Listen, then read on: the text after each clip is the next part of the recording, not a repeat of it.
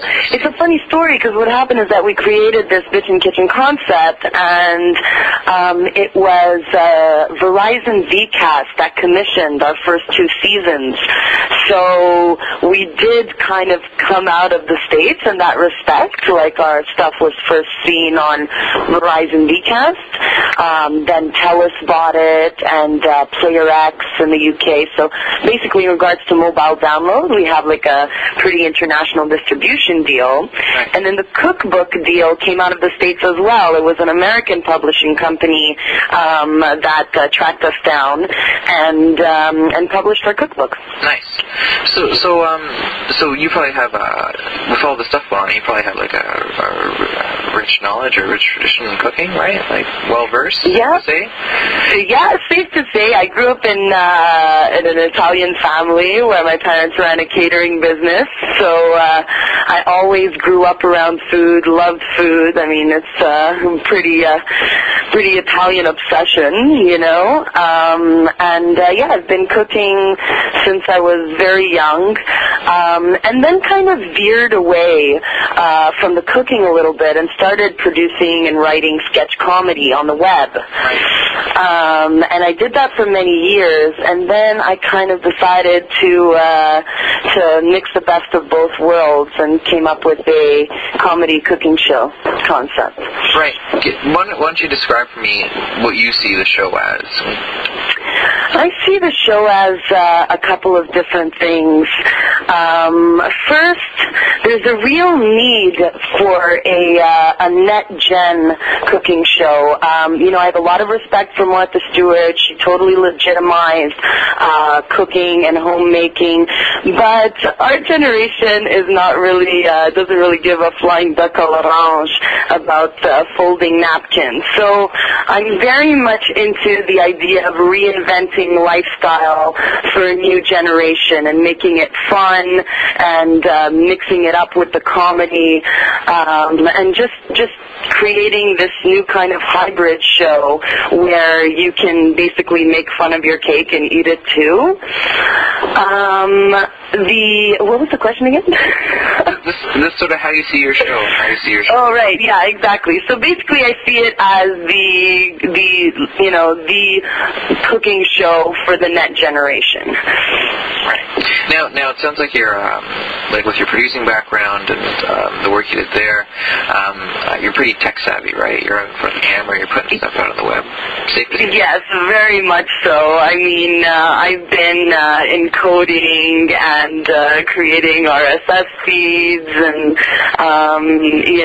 like basically programming sites and designing sites. I actually run a boutique branding and web solutions, a boutique web solutions, what's it called? Business at the end of the day here in Montreal. So, yeah, I've been doing this since 2001. Right. So you're tech savvy, but still you chose to write a cookbook, which I think is kind of, like cookbooks, like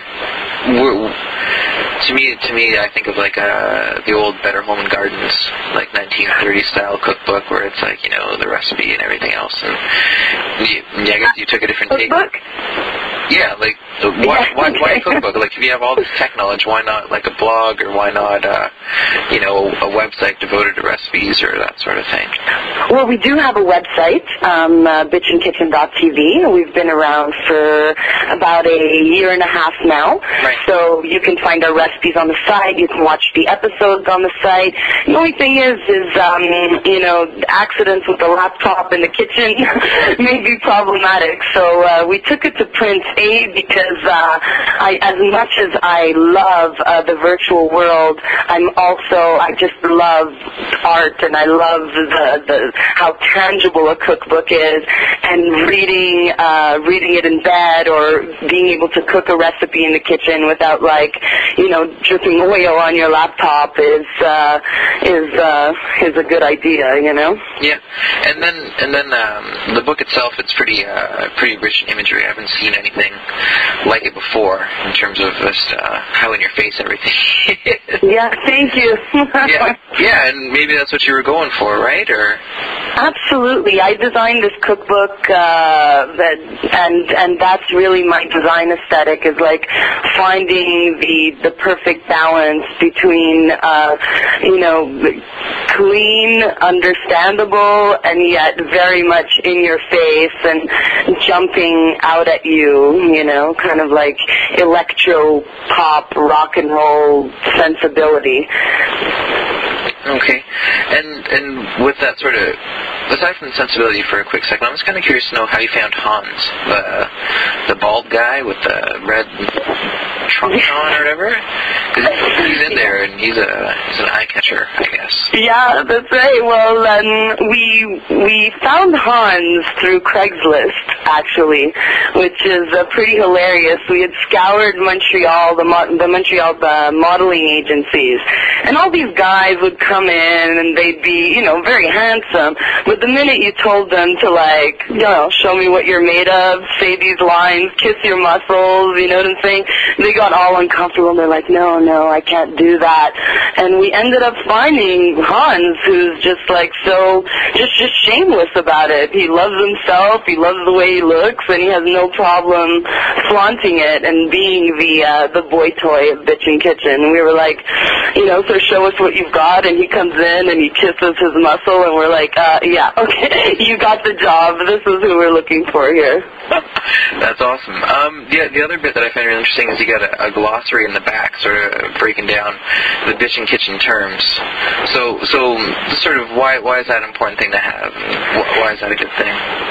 Well, here in Montreal, we have this kind of St. Leonard ease, that second, first generation Italian speak. It's kind of like a mixture between Italian dialect and the English that's spoken in Montreal. There's a very heavy accent. The Greeks use it as well. So it was important. I wanted to stay true to that accent within the book and use Italian terms, and because a lot of this stuff is really funny, so I decided to create a glossary so people can kind of understand and know how to pronounce these words or these sayings, which are like a little bit Nadia speak as well. So can you give me a sample, some of your favorite words? Yeah, absolutely. One of my favorite words is musholid. So you'd pronounce that mush-o-leet. And what this means, it means mushy, but it can be used to describe a texture or a person's character. So, for example, it's like not only is your pasta musholid, so is your boyfriend. You can use it in both ways. Right. Cool. That's one of my favorite words. One last question for you. What do you want people to take away from this book? Because there's so many messages, and it sounds like it is for young people. So what should those young folks be taking away? Well, the young folks should basically be taking away that they should rock their kitchen. They should have fun and get dirty and make a mess and just really enjoy cooking again, and know that it's not just for it doesn't have to be perfect, and you don't have to be uptight about it, and you don't have to perfectly present every single dish. It's just really about eating good food, finding an occasion to scoff, and that's it. Rocking your kitchen at the end of the day. Fantastic, Nadia. I think that does it for all of my questions. Is there anything else you want to tack on at all? Anything else you want to say? Let me think. I don't really think so. I think it was a lot of fun speaking with you.